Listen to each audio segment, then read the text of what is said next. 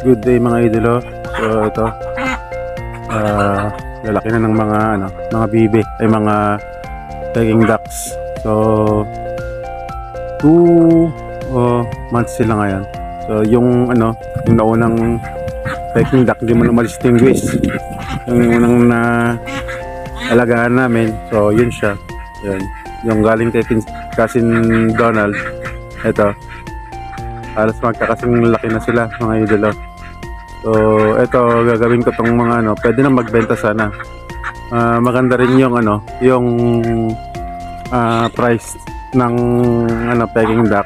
Kaya lang ang gagawin ko mga idol ay breeding ko mga breeder. Gawin ko mga breeder. May mga ikakaling kasi siguro ako dito yung mga lalaki. Kaya lang it's too early na hindi ko alam kung ano yung lalaki o babae dyan. So yun, palakihin pa natin para malaman ko kung ano yung gender ng mga peking duck. So dito ko gagamitin yung yung kalahati nung kinuha namin na ipa kahapon, tapos yung kalahati dun sa may patuhan. So dito ko didiskarga yung mga yung ipa kahapon. Diba? Kasi ito so ang main purpose nun para at least ma-minimize yung odor, pero wala naman akong masyadong naamoy na itong mga peking duck, kahit malapit lang naman sa dyan sa bahay. Pero ayun, mas magandang meron siyang ganon para at least may may odor minimizer na idolo. Yan, magbababa ako ng 4 dito, tapos yung 4 doon sa sa mga pato, mga muscovy. Ito yung mga ipakahapon.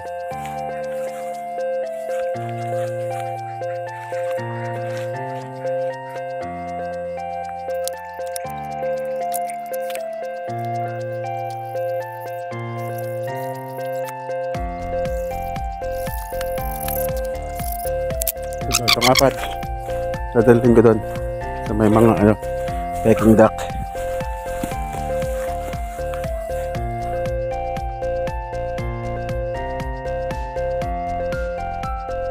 So kita nyo naman malubak.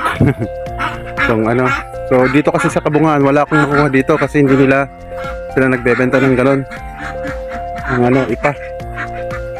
So kaya doon ako kumuha, doon pa sa San Donald, sa Duro, sa Ganagan in particular. Ayan mga idolo, dito ko ilalagay.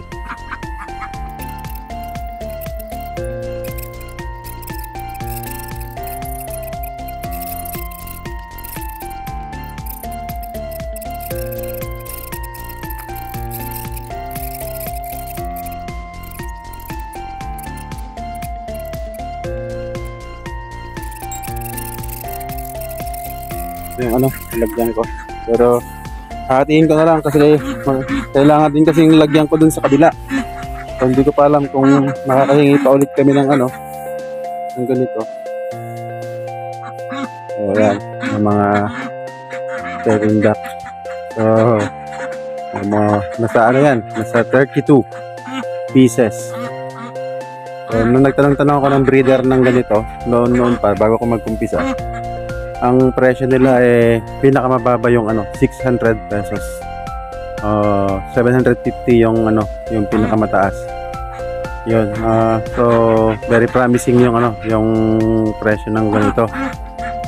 Kasi yung tinimbang ko noon nung 1 month yung ganun kalaki.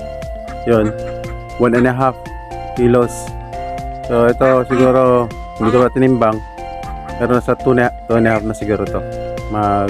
Running 3 yung kilo nito. So kung per kilo naman, ang per kilo ng live weight ng ganito ay nasa 200 pesos at least. So kung 3 kilos isa, nasa 600 na rin yan. So ganun yung presyo ng peking duck mga idolo. Magandang alaga, kaya gusto kong magparami ng ganito kasi may incubator naman ako. Yun na ang at least may incubator ako na pero susubukan ko yung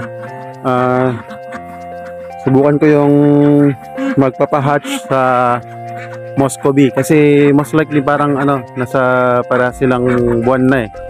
So mga ilang buwan na rin yung mga Muscovy ko, na rin siguro, magle-layer na rin yun. Ayan. Yung apat lalagay natin doon, so may mga Muscovy duck. Mas maluwang tong sa Muscovy duck. Dapat dito ako nag-alaga ng peking kasi maingay talaga yung peking duck, mga idolo, kumpara dito. Mas tahimik tong mga Muscovy duck. Pero okay na, nandito na pwede na siguro dun din. Pero maglilipat din kami kasi sa Kasilyan ng mga Muscovy duck, ay yung mga Muscovy duck or yung mga peking duck. So dito ko ilalagay yung yung mga ipa na nakuha ko dun sa Duro. So hopefully makakuha pa kami ng mga ipa. So dito ko banda ilalagay yung ipa.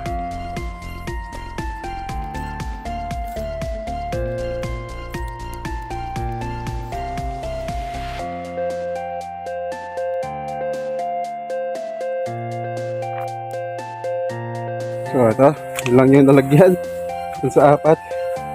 Pero at least meron na. Wala akong makuhanan dito sa kabungaan ng ganito. Rice hull o rice husk. Wala akong makukuhanan.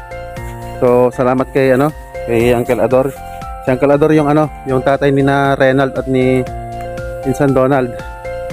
Siya ang nagsako-sako nito, kaya tapos dinaanan na lang namin kahapon doon. So Uncle Ador, salamat sa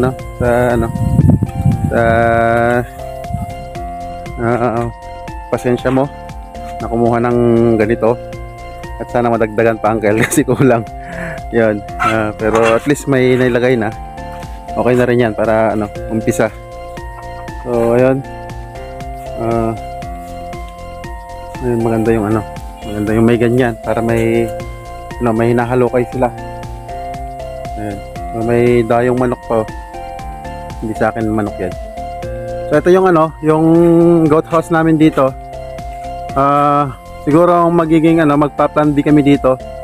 Gagawin namin parang bahay ng mga bibe na lang ito. So plan B kasi pag inalagaan ko si mga kambing dito, naubos yung oras ko. Talagang hindi mapagsasabay-sabay, mapapagod din. So kahit dito muna kami mag-concentrate dito sa kabungaan. Dito yung yan naman yung fish pond. So marami pa kasi akong gagawin dyan sa fish pond. Kailangan ko ng access doon sa may ng tubig, doon sa may solar. So wala pa namang budget kasi kailanganin ko ng tubo na malaki na drain punta dito. So from concrete tank to dito. Ayan mga idol.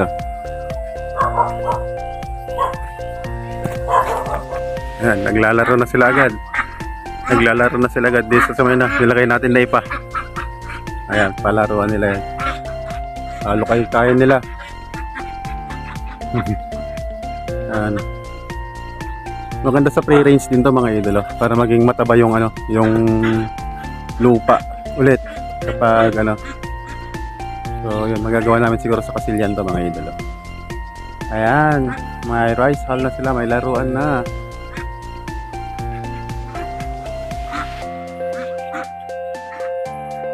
So ayan, natapos na ako dun sa paglalagay ng ipa, at pupunta ako sa Kasilyan ngayon mga idolo, at magdadala ko ng pako. Wala kasi kaming pako din sa ginagawa namin ngayon. Medyo na-late kami. Pero sabi naman ni Cousin Donald, kasi may gagawin siya ngayon, malilate din siya. Kaya half day late. Hanggang alas 3 kami ulit ngayon. So ayun, punta ako sa Kasilyan. Ito yung napili natin pa ako. So ayan, papunta tayo ng Kasiglian. Kaya bumili sa may bypass.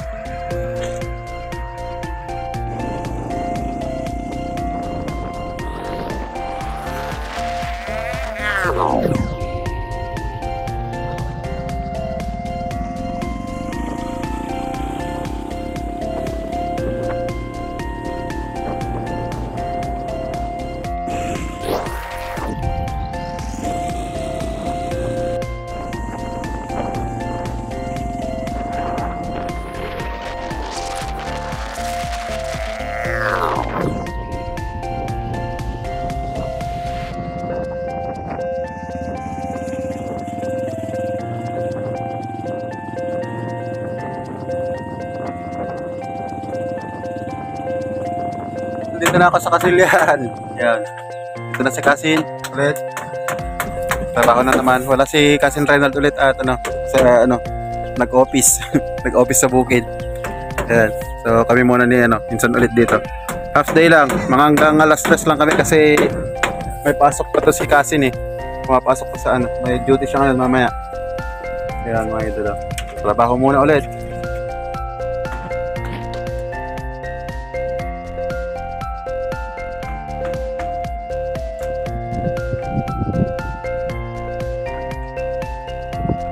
Nakayasan ko na lahat yung gawa namin kahapon. Maglalagay kami ulit ng ganito. So ayan, dito ko muna tatapusin tong video ko ulit. Salamat sa inyong panonood. God bless us all. Amen.